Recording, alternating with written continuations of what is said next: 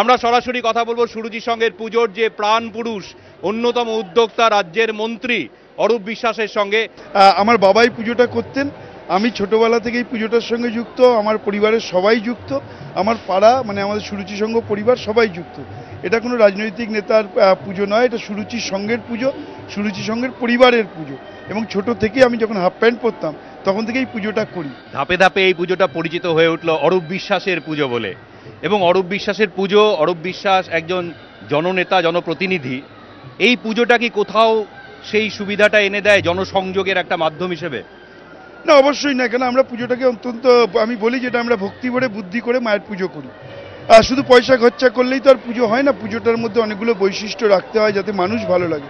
আমাদের যেটা সব থেকে ভয় লাগে সেটা হচ্ছে যে কলকাতা সহ ভারতবর্ষের মানুষ, বিশেষ করে বিদেশে যারা আছেন, বিভিন্ন চ্যানেলের মাধ্যমে, বিভিন্ন অনলাইনের মাধ্যমে যারা দেখেন পুজোটা, তাদের আস্থা, বিশ্বাস, ভরসা অনেকখানি সুরুচি কী করবে তার উপরে।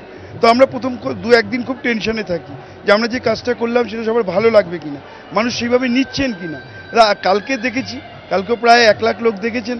আর আজকের ঢল দেখে তো বুঝতেই পারছেন যে আমরা যে কাজটা করতে চেয়েছি মানুষ সেটা দারুণভাবে গ্রহণ করেছে।